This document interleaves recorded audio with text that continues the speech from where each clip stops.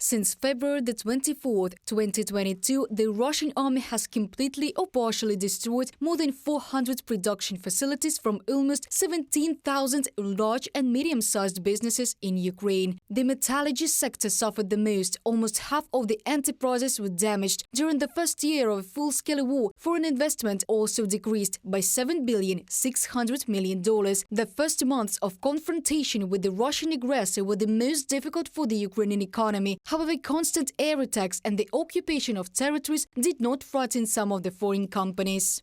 In 2022, we were able to attract investment projects worth more than $500 million, and I want to draw your attention to the fact that these projects are industrial and high-tech. These are the projects where a private investor risks their money more, that is, companies believe in Ukraine, companies invest. There is a Polish manufacturer of building materials. 20 out of 70 million euros have already been invested. The Irish global leader in the production of high-tech building materials has invested more than $300 million. Construction begins as early as 2024. There are those who were not afraid to invest in Ukraine in the midst of a full-scale war. Businesses enlisted the support of the government. Such corporations can receive compensation from the state up to 30% of the investment in the form of ready-made communications for their production. Some businesses from abroad are exempt from income tax, and investments are insured for a period of up to 10 years.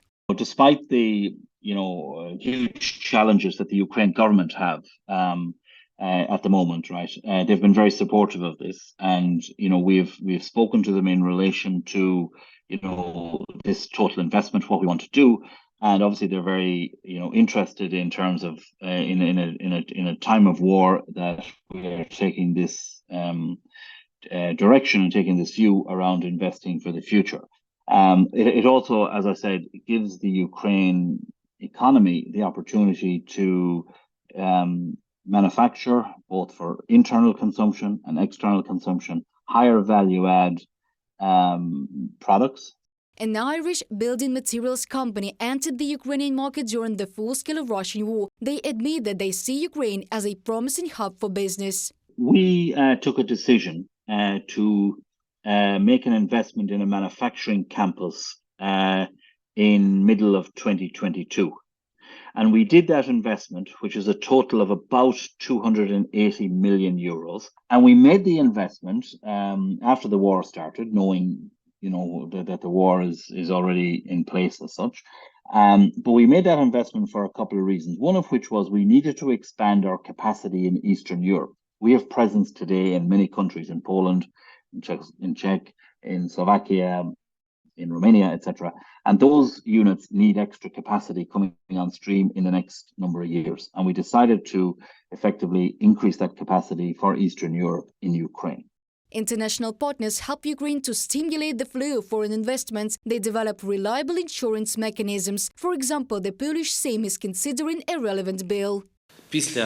After we received the status of a candidate member of the European Union, we immediately received dozens of requests, because investors are starting to prepare themselves. Any investment is 12-18 months of preparation, and there are great chances that we will be able to gain victory and move towards joining the EU and the NATO alliance very quickly. As soon as the war started, we immediately called all the investors. We asked how to make them stay, how to make them come with new investments. The initiative of the President of Ukraine, the Invest Nanny project, continues to work. Since 2021, it has allowed attracting $1.7 billion of investments from businesses both from abroad and within the country. And this is more than 40,000 jobs. Today, despite the ongoing war, the Ukrainian cabinet is doing everything possible to develop business and attract money to the country. And international partners believe in Ukraine's victory and are ready to invest. Reported by Diana Kolesnik, Larisa Zubenko, Yuri Shulga, UATV News.